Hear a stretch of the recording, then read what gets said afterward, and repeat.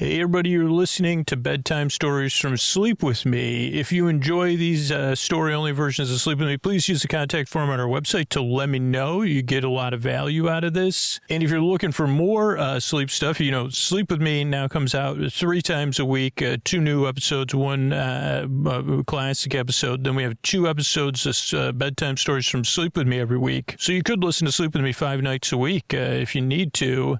Now, if you're looking for ad-free episodes, more story-only episodes, going back into the archives, bonus episodes, all intro episodes, Fearless Flyer episodes, on location episodes, all intro episodes, all night episodes, check out Sleep With Me Plus. Not only do you get all of that stuff, and it's all organized and easy to access in different podcasts, you get to support this podcast so that we can be here and keep trying out new stuff to help you sleep and a bunch of other people, and you can do all that at sleepwithmepodcast.com/plus. Thanks. Friends beyond the binary, ladies and gentlemen, boys and girls. It's time for the pod. This is a rare thing. I'm recording with my hair damp or wet. Post-shower. Shower clean. When I'm shower clean, the meanders they roll off me. Yeah, come clean, Scooter. Well, I came clean, just mostly, keep my, passageways open because I'm recovering from a COLD, but I'm here to keep you warm and take your mind off of stuff because it's time for Sleep With Me, the podcast that's here to put you to sleep. The way we do it, though, it's a little bit different. This podcast does take some getting used to. I'll just tell you up front, most people, it takes 2 or 3 tries to get used to. It is very different. It is here to keep you company like a friend in the deep, dark night and to take your mind off whatever's keeping you awake.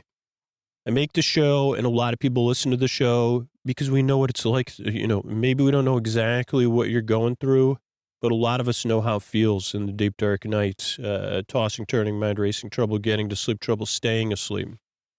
But the other side of the show is that you deserve a good night's sleep, whether it's through this podcast or something else. I really hope you could get the sleep you need and you deserve.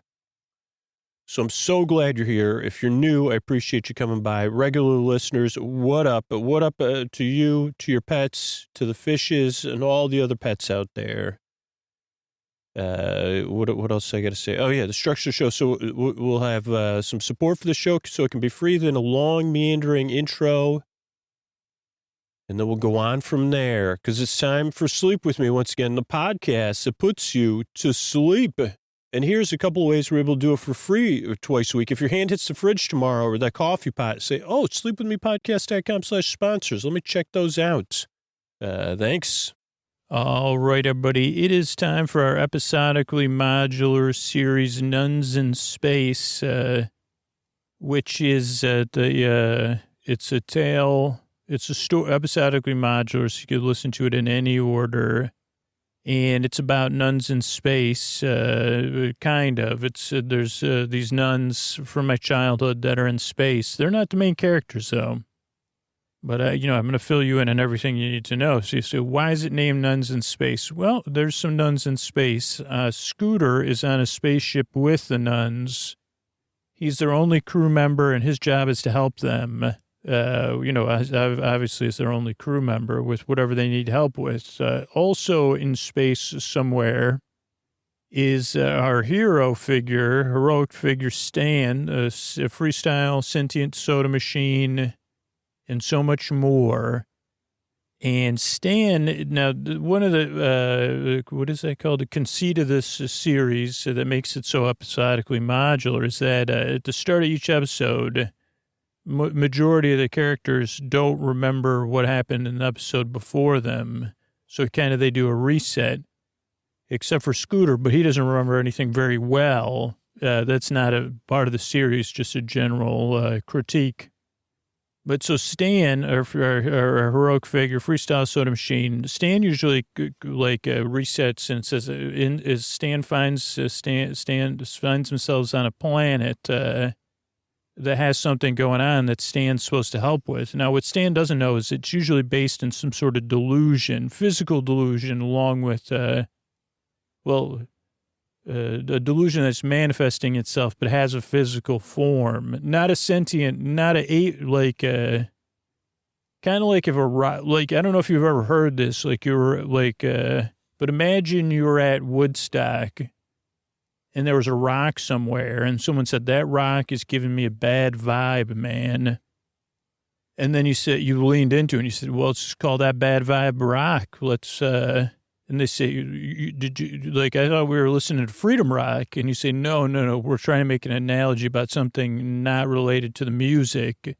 But I chose the wrong thing to make an analogy about at Woodstock. But that rock, the geological mineral thingamajig that was giving you bad vibes, remember? Oh, yeah, man, that's the rock that's giving me bad vibes. You know what? That's why I invented bad vibe rock. Whoa. No, I invented accidentally bad vibe rock, which I don't think is a good thing. So let's not lean into the fact that we invented bad vibe rock. Let's just let's just say you were at a picnic and you saw a rock and you said the rock is giving you bad vibes and you said that it's bad vibe rock. The rock's not really doing anything other than exuding bad vibes. In this case, delusion is something kind of similar to that, but not really because I went off topic and Stan has to deal with it. In this case, if it was a picnic, maybe Stan would say, well, I have a lead picnic blanket. Let's just put it over the rock. And then maybe the person they were with would say, no more, I'm not feeling those bad vibes from the rock anymore. Let's enjoy our picnic. And Stan would say, problem solved. Let's go on to another episodically modular event. So that would be the shortest episode in Nuns in Space, except that one took place at a picnic ground after they left. Because of the music metaphor didn't work. Because it wasn't, I was just trying to think of a place where someone would say, that rock's giving me bad vibes. So I shouldn't have played to the lowest common denominator in my mind. So I kind of got what I deserved. But hopefully you'll get the sleep you need and the distractions you deserve to carry you off into dreamland. And I know what I don't deserve is the endless loyalty and goodwill of our Hollywood announcer, Mr. Antonio Banderas. This is a Friends Beyond the Binaries. Ladies and gentlemen, the boys and girls, it's time for Nuns and Space. Whoosh. Yeah. Nuns in Space. That's Mr. Antonio Banderas. Always here, always bringing the cheer. That's Nuns in Space, everybody. I'm going to turn it over to Stan. Hey, pen pal, it's me, Stan, your friend, freestyle soda machine, and we're trying to get a message to pen pal and maybe to Scooter because I feel like Scooter, I wish Scooter was here or someone else was here with me, pen pal, but I know you are, but that's only because I record messages for you. But I don't know, pen pal. I mean, dealing with Scooter, I don't know where he is. But I'm here on a planet, pen pal. I don't know how long I've been here or when I got here. All I know is when I got here, somehow I'm playing the intermediary or negotiator now, pen pal. Or I was negotiating between this planet and the rest of this area of the universe, maybe the whole universe, the whole galaxies, I don't know, pen pal. A lot of people wanted to need this planet and the beings on this planet. What Scooter would say would be RBBs or TBBs, rail-based beings or transit-based beings, even though that would be inaccurate, pen pal. For Scooter to try to get something, to try to miscorrectly label something, but successfully catch the essence of it, he would be right. This is a planet with rail-based beings or transit-based beings. And I didn't know all this when I found myself here, but I was a negotiator and intermediary between, let's just say, the universe, to use another Scooter thing, and rail-based, the RBBs. Wow, sometimes it works, Scooter. So I'm here negotiating between the two. And when I say rail-based beings, was there one more B in there, pen pal? So the universe, this for a long time has been the top transit planet, transit creator for the universe. Because in most parts of the universe, pen pal, obviously, mass transit, traveling together is pretty important. No offense to Antonio, but just because in movies, people are traveling in spaceships with rockets, or they discover magical portals that they just jump through, that's not the case. And, because the history of the universe is older than people like Scooter would remember, and also Scooter would say, we didn't learn any of this, Stan. Small-based travel, is only good for short distances in the universe. Usually you're looking at mass transits so that you can make the most of it, and it's, good use of resources. I guess this is a fill-in part, pen pal, and what they discovered was this planet naturally, organically could design solutions for most obstacles. But beyond that, they say what made their solutions better than other transit-based planets or transit-based beings? Are there other rail-based beings or transit-based beings? Yes, there are, of course. Why were theirs the best? Well, they would. No, they're not the only one. That's like the moral of the story before the story. But they were the most popular. They were very good at it. Their solutions would be imbalanced with the resource balance. They were long-term based solutions, but they were also very popular because, as Scooter, people that are similar to Scooter would say, well, I don't want to do that. I don't want, why can't I have my own rocket ship, Stan? It's a Scooter for short-based travel, you can. But I'm trying to make it, you're not here anyway, Scooter. So they were successful because they were popular. People never said that. They said, oh, boy, it's, I'll do that. Now, you might say, why were they popular, Stan? And I would say, well, they were exciting because you say, well, did they have nice seats? Yes. But most did. Did they have, good airflow or, temperature control? Yeah, but these ones were enjoyable. And part of it was that these beings, as opposed to other transit-based beings, it was part of their mythology. Oh, for example, let's build this bridge. It's got to go over that, or then it's got to go around that. Or, oh, should we go over this mountain, under it, through it? But that was like a chance to teach myths in a slight way. But also, it's really hard to explain, pen pal. I don't know. I don't want to take all day because I'm trying to get some answers here, and it's not going good. But so they would do the best stuff in the universe, I guess is the thing. There was other people that did transit, or other beings, or other planets or systems, and means of doing so. But this was the best and one of the most balanced. So there were other ones, and you say, well, why? And this is what happened is large portions of the universe said, why your solutions? But at the same time, they stopped. It's hard to say what happened first, pen pal. That's one of the things everybody's disagreeing about. Because what's happened is the universe has come back and said to this planet, we need some transit-based solutions now. And they are occupied with a large job they've been doing for a long time, before I got here, apparently. And they say they're occupied and they don't want to do any other jobs. Now, I don't know if that's what caused the universes to take on other transit. You know what I'm saying, pen pal? But here's the thing you should know is not only is it hard to travel through space, that's obvious. It takes a lot of resources. That probably is somewhat obvious. But, obviously people said, wow, what if we did this? And try, fuse that and separate that.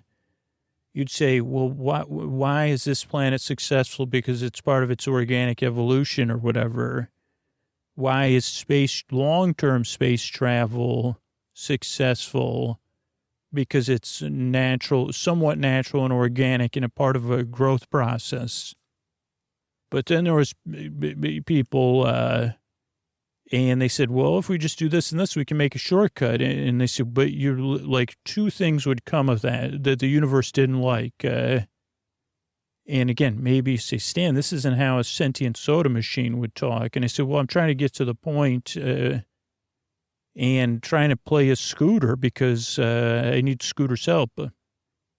But if you were creating wasteful space travel, you would either run out of resources, not be able to get there, it would take too long, or, as some of these universes and planets discovered, you could bend the resources. But those are two things that would result in that basically pollution, but not a sort of passive pollution.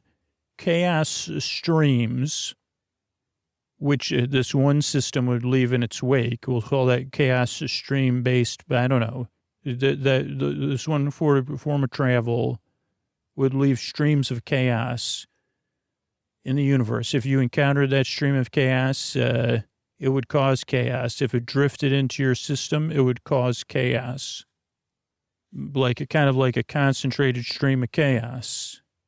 But also, and lo and behold, if it came into contact, there was also USPs, they're called, unexpected space problems. That was more common, where you'd go, oh, well, we'll just bend the light speed, time, space, universe, multiverse thing. You'd say, yeah, when you do that, every time you shoot off, you leave the USP appears, an unexpected space problem. And I don't know if that's where, I don't want to get into the history of the universe, my pen pal, but let's just say, remember we had that space whale. Now, I'm not saying that's how a space whale appeared that ate metal or whatever it did, or salvaged metal maybe. But you could say that something like that, very large and not friendly, even though that whale was friendly, that could be considered a U.S. unexpected space problem.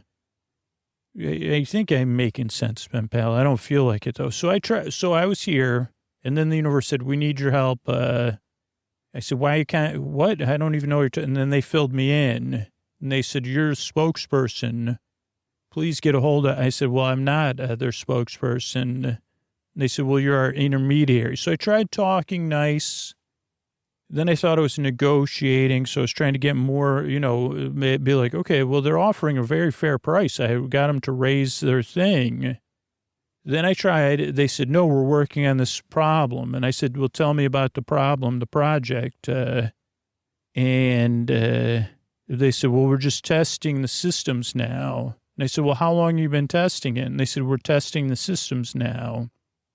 And from everything the universe told me, this one is nothing like it. It's just this large plane. It's very smooth. And they have transit going over this plane. It's kind of glassy. Very,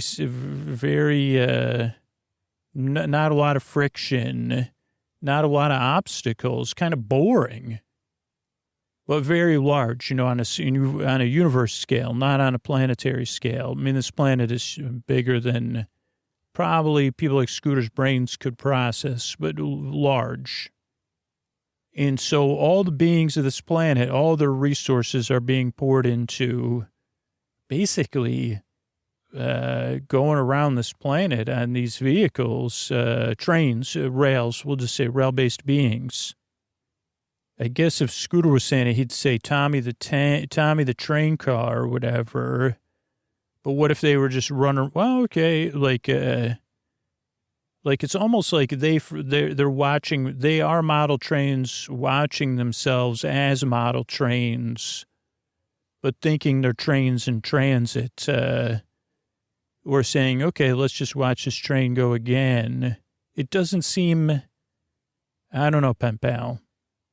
So then I tried to help them. I said, well, what else do you have to do to test it? I seem to have some very strong nano powers and other powers. And at first they had me, pen pal. I was a little naive. They said, well, how about like a nice tunnel here? Oh, how about like, and I said, is this a model train? This is not a model train. And they said, what's a model train? And I said, okay. That's when I realized they were asking me for endless stuff, but it wasn't to finish the job. Because they said, okay, well, now we need to do whatever, 1 billion hours of testing with this new tunnel you helped us build. So then I was communicating with the rest of the universe and trying to get more information. And I'm, frustrated because Scooter's not here. So I don't have anyone to talk to other than the teams I'm dealing with. So I'm not at my best, pen pal. And so then I told the realm-based beings, this is your purpose. Don't you know that in the history of the world, and then they said, yes, we were. And then we got replaced by, cheap and easy and fast, cheap and easy. But it worked out because we got this job, and this job may go on forever, like you said, Stan, but that's a good thing. Maybe this job won't be complete, while we're, maybe it's for the next generation of rail-based beings. And I said, it seems like this job is complete and the job doesn't even make any sense. And you don't even have a client you can put me in contact with that. And they said, yeah, we know that this job, when it's done, the client will come and implement it. And they said, you're not a rail, they don't use this language, but they said, you're not a rail-based being. So you don't get what it's like to be a rail-based being. And, you don't know anything about our clients. And I said, well, you got me there. All I know is that in the history of the world, you're pretty important and you had an important purpose to solve problems, to subtly in a subtextual way teach myth and to do something that everyone enjoyed. Let's think about that. You're going across space and you get to enjoy the journey. And on some lower level, you're learning something about overcoming obstacles. And I said, that's a pretty great purpose to serve. Now you're just puttering around and not doing anything. And they started to ignore me, pen pal. So then I made a list of all the pros and cons. And I said, wow, there's a lot of pros here helping the, and I said, there's a lot of cons. You're not doing anything. Maybe you're being, And then, pen pal, I started to get more and more irritable and unhappy and raising my voice. And I said, I told them they should or must. Because also, by the way, the universe most of the universe said, we can't keep dealing with these USPs and chaos streams. We need a sustainable way to make, interstellar travel. Sorry, pen pal. I'm trying to put a lot of this in terms Scooter will understand in case Scooter's listening to this and he hurries up and gets here. Because now everyone is ignoring me because they said this is what you should and must do at this planet. And then the outside planet said, if you can't handle this, Stan, maybe they'll understand better if we send some USPs your way. Because they said if we don't get this under control, we need help, and maybe some unexpected space problems will open their eyes. And so I don't even know what to expect, pen pal, other than that, because I don't think it'll be like a nice whale like Spudgy the Whale was. So they're sending unexpected space problems and maybe even a chaos stream here to show the people here that they should be making transit out there and not making it here. So I don't know, Scooter, I don't want to deal with any USPs is what I'm saying. So if you could wake up, Scooter, I don't want to deal with any USPs. No, yes, Stan, no, I know. Stan, I totally relate. There's no reason for you to have a USB port, though. Because as long for charging stuff, you're right. What a dream. Because then what if they change it again? We just have a plug. Yeah. Oh, sorry. Sorry, sisters. I'll be right there. I was just having a dream about Stan. Well, hey, sisters. Hey, what's that smell? It smells like, wait a second. Are those aquariums with gerbils in there? Oh, sorry, sister. Yeah, I'm trying to focus. I was just distracted by the cuteness of all these gerbils. Those are not pets. Okay. Those are working. How long have you had gerbils on board? Always? Oh, boy. I don't think. Okay, so these are working gerbils. They're not pets. Okay, don't worry. I know from my childhood not to handle any of them, and because then they'll run around. So I just enjoy them by looking at them, and I'm not supposed to enjoy looking at them. Okay, sister. They don't look like, because they're not working. Okay, so these are working gerbils that are not working. Okay. So that's the problem is, okay. Well, they're supposed to, during a portion of their day, they're supposed to run on those things. Okay, and that runs some sort of essential operation. Oh, for the ship's navigation. And okay, interesting. Oh boy, I didn't know. No wonder no wonder I'm not like a swashbuckling space adventurer. Didn't know gerbils were required. I had trouble saying that, sisters. Gerbils are required. Gerbils were required. Gerbils not required. That would not be the story here. Gerbils are required to work a reasonable work day. That's what you're saying, right? Oh, what am I doing? Well, when I had gerbils as a kid, one thing we would do is give them toilet paper and paper towel tubes. And I know we have some great storage here, so I'm just giving them some paper tubes. How will that make them work? Well, I just thought they chew on them, and then sometimes some go through the tubes.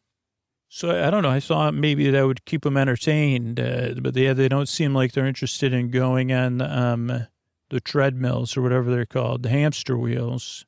Are you sure these are these gerbil wheels or hamster wheels, sister? Small pet wheels. Well, boy, they got me because they said if they're gerbil wheels, then we got a problem. If they're hamster wheels, we know what the problem is. I know they're probably the same wheel, sister. It would just be a matter of changing the label on the wheel. But that's not the case because these are space-based wheels or something, huh? Okay, so the toilet paper rolls did not work. Paper towel rolls did not work. And the idea that you preempted my idea that the wheels were mislabeled or misidentified. I'm just speaking on behalf of the gerbils. I said I thought you hired me to run in a gerbil wheel, not in a hamster wheel. That's might be, or one of those balls from the movie. Those are only in the movies, so I know, sister. But yeah, I mean, in the movies, you see them running around in those balls. But yeah, this is a wheel. I mean, I know from my childhood they do like these wheels, so it's not hopeless. What I'm thinking as I'm looking here, sisters, is so you have a couple different homes for the gerbils, right? And you have a few different gerbils you've hired, I guess, or whatever. Do you do it? Oh, you get it through. Okay, well, are these temp gerbils or are these... They're always gerbils, always, but they're not always working, right? So here's the idea, sister. Sister, sorry. I didn't realize you were all invested in this gerbil thing. No, I'm trying to help you. I'm your crew member. Sister, you're right. I was just proposing an idea. So do you have any other, oh, here's an idea. What if do you have I could run on a treadmill next to it.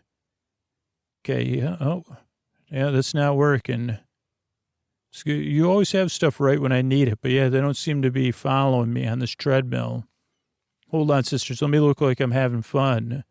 Oh, boy, am I. If this had a TV, yeah. Oh, boy, this is great, huh, sisters? Look at me go. Maybe if you were cheering for me, that would be, no, you're not going to. Okay, so treadmill didn't work either, huh, sisters? Okay, my other idea, but that treadmill was a good one. I know that I didn't think of it on my own because I saw you moving it in here. That's why I brought it up.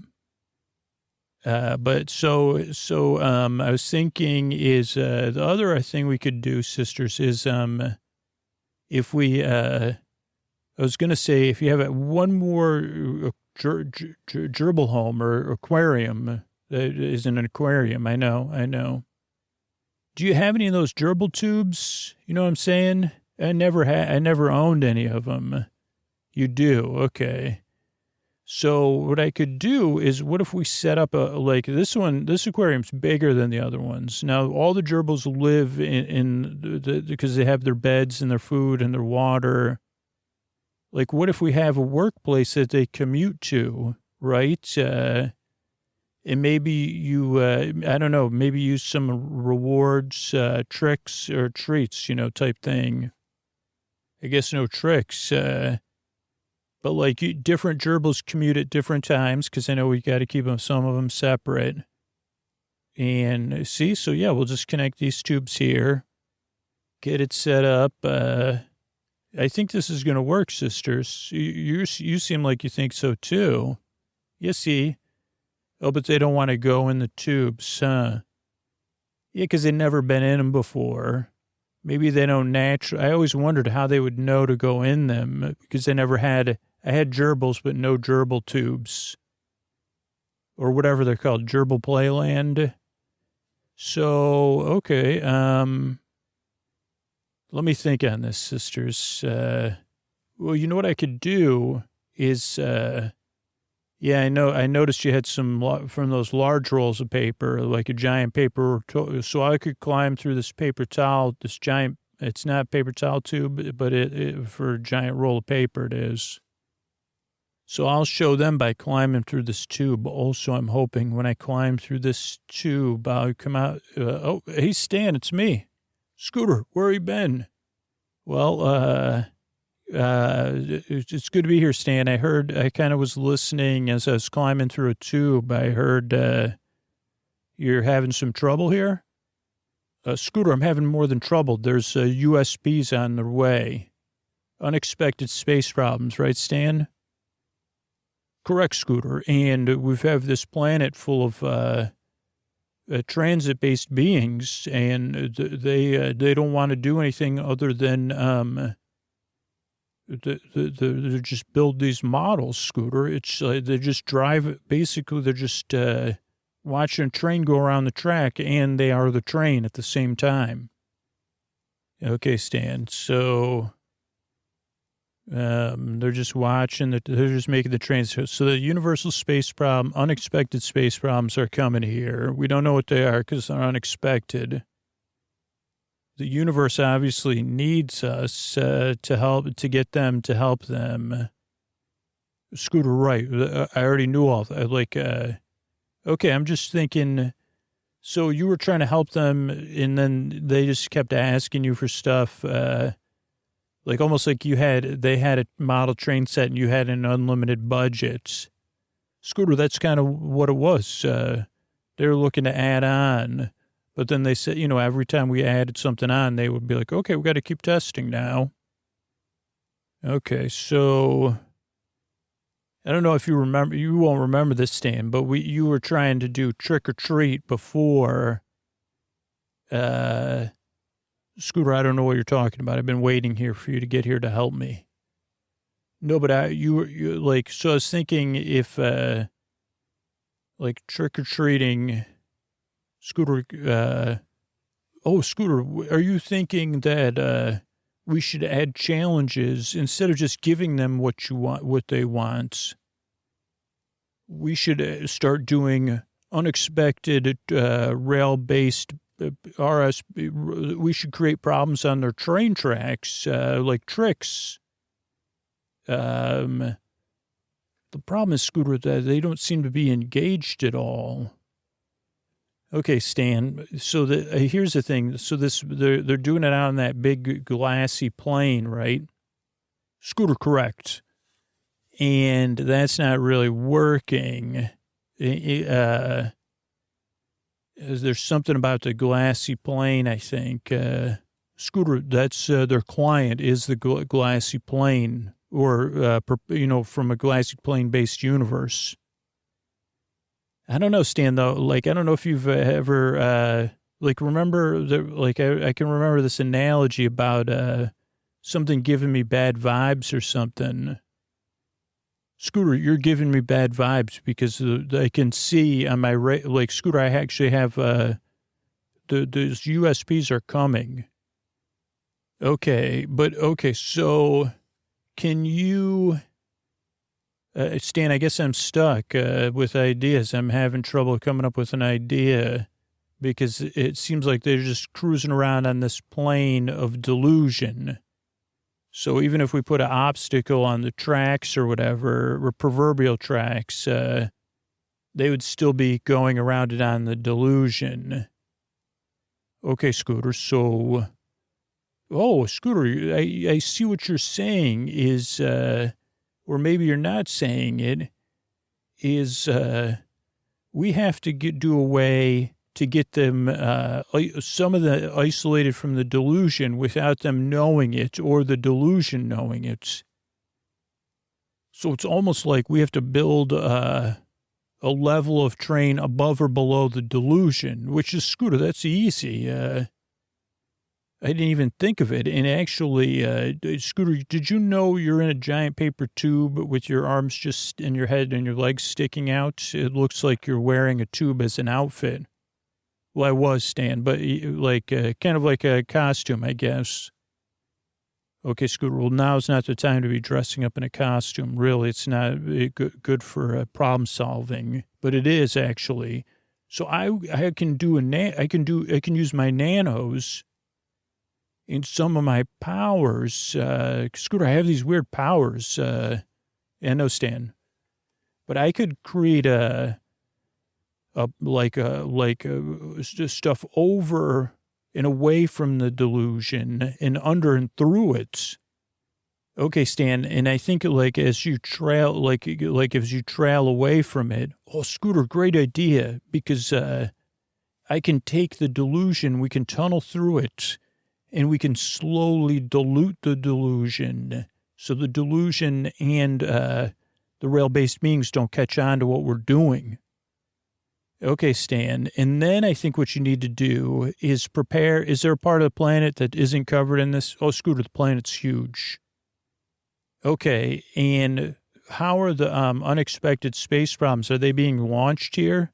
Scooter, they are. It's not really, I think, honestly, now that I'm thinking about it, I don't think they're going to send the worst. They still want us to help them, right? Right. So I think in some sense,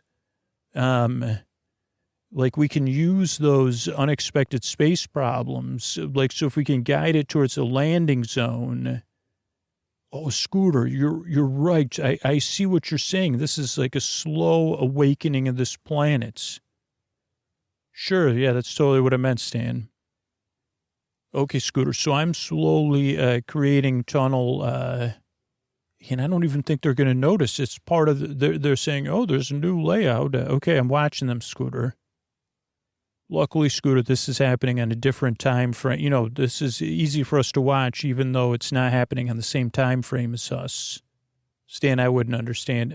Oh, don't worry, Scooter. Okay, and now they're headed out towards so the delusion is lowering and lowering and lowering. But I'm going to keep it going until we get to the landing zone. And the first unexpected space. Oh, Scooter, it's a seemingly bottomless pit. Okay, so that's a good one. I'm going to put it right where the train, where the tracks would go. Don't you think they would just? Oh, they're not building a bridge over it. No, Scooter, they're going to use the seemingly bottomless pit for energy. Oh, wow! And even think about that. If it's seemingly bottomless, Scooter, it's going to generate, they're going to use it to generate power. I don't even know how, like, if Scooter, don't worry about it. They're working on it. So, and they work very fast to us. Scooter, are you sensing, like, do you feel metaphors about bottomless pits now? I'm feeling like if I was riding that train, I would have a better sense of comfort around the idea of bottomless pits. Right, Scooter, because they're working a problem where the bottomless pit is part of the solution and the obstacle at the same time. Okay, Stan, here comes the next unexpected space problem. What is it? Well, Scooter, this one, interesting. What's interesting about it? Scooter, it's just an area where things don't smell good. What do you mean? It's just an area, it's a large area. That's an unexpected space problem. You don't want to be there because it doesn't smell good. Is it, like, not good for you? No, it just doesn't smell good. I mean, you get the sense you don't want to be there. Okay, and it's in the way of, Scooter, yeah, it's in the way of it's in the path of the train, so they're going to have to probably problem solve it in some way.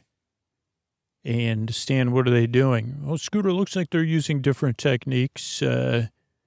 One is encouraging people to get up and move around, which creates its own energy, like the passengers on the transits. And then another thing they're doing, Scooter, is using it as an opportunity. Again, they come up with all these ideas, Scooter. I didn't even know. So another way they're going to generate energy is by using people, because this area is so large of this intense smell. It also means that people's sensitivity to other smells is increased, and they can use that to somehow, they can use that to influence people's behavior, which influences, it's complicated, Scooter. So they're going to use the bad smells to help people organize the good smells. Close enough, Scooter, yeah. Okay, Stan, which one's next? Scooter, this one, oh boy, this is, I don't know what this is, a big mirror. Okay, it's not a mirror, though. Okay, it's something, seems to be some sort of, what is that, a giant walking mirror-based that's a mirror-based being, Scooter. Okay, that's an unexpected space problem. Yes, Scooter, it's like I guess you'd describe it as a demigod, probably, you would. And what is the giant mirror? So it's a mirrory giant being, Scooter. Very large. You could see, I guess you could see it. You could see a reflection. We're not close enough to see our reflections. Oh boy, Scooter, this is not going well. They've stopped, and I'm communicating with them. And they're realizing that all the time they spent on that plane, they can see the plane now. And it's behind them. And they said, oh, well, we forgot the thrill of this overcoming obstacles and the challenges, and that the world needed us. And they're apologizing, Scooter. They said they got caught up in this long-term. They thought it was a job, but it was really an escape. And they're saying that they don't want it to happen again, and that they love making rail. They said, "Did you call us rail-based beings?" And they're giggling, Scooter. Why are they giggling, Stan? Oh, because they know that I came up with it, but they've been listening to you too. So they said he would have come up with that and called us that. But they're not rail-based, Scooter, they're not rail-based beings. It's impossible to explain, I think, to you. It's beyond my understanding, Stan. Scooter, you got that one right, for sure. But you could call them rail-based beings. They're fine with that. So it wasn't really like Scooter. It's okay, Scooter. We'll just talk about it in terms we can communicate about. So they've seen themselves in the face of the giant mirror-based being.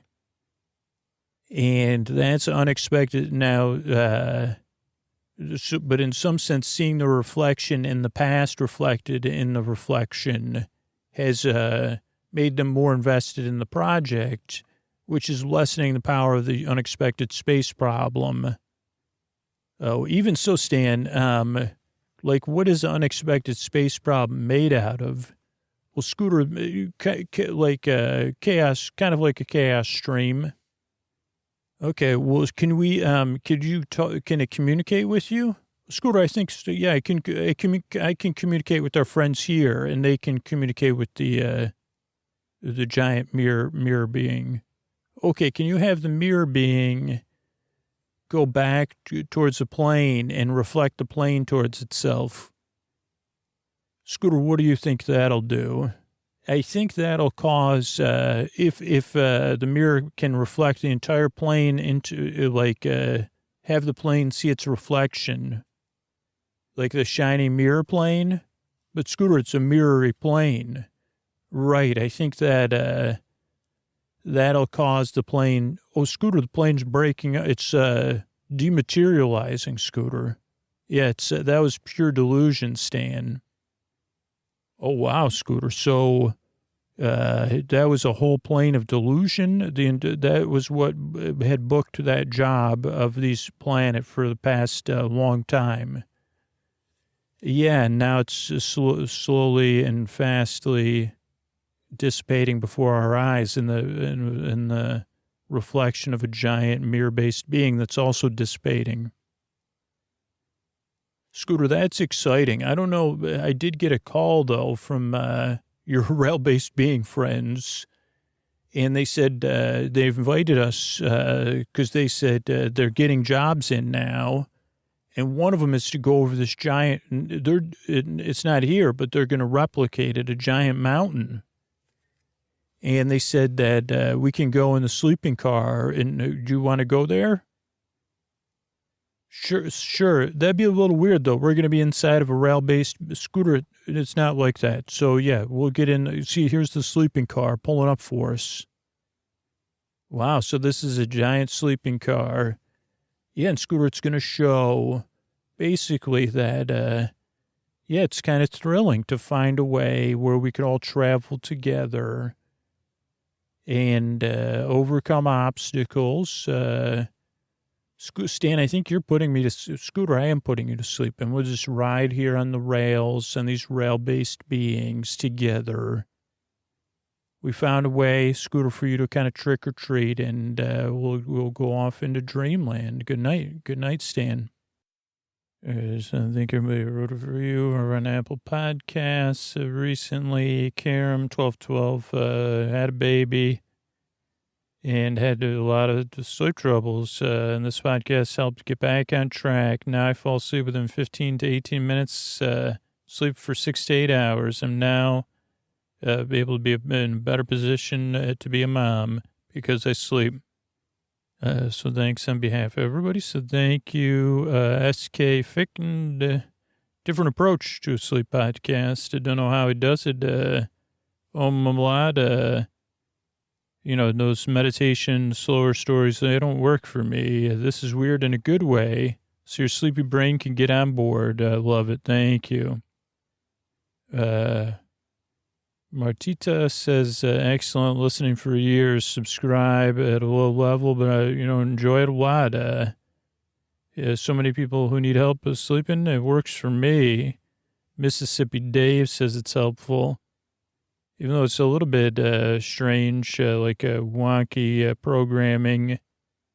It's actually worked 4 out of 5 times, sometimes twice in one night. Hard to argue with that success rate, and I laugh at a sense of humor, which is refreshing and quirky. Wordplay. Jojo Timby says, pretty good for sleep. I gave it another try. I get it now. Keep at it. It does work. I wasn't initially sure about his ramblings when I first started listening, get on my, you get me hot under the collar. I read a review to keep at it, so I did. Once you get used to it, it works pretty well. And it always depends on my mood. Sometimes I need something softer. For the most part, it works. And good name guy says it's pretty good. I've just heard this guy. So that's it. Thanks, everybody, for reviewing the show, for supporting the podcast directly on Patreon, or for supporting sponsors, or just sharing about podcasting. Couldn't do it without all of you. I really appreciate it. Here's some Tuck You In sponsors that enable us to grow all those archives. Thanks and good night.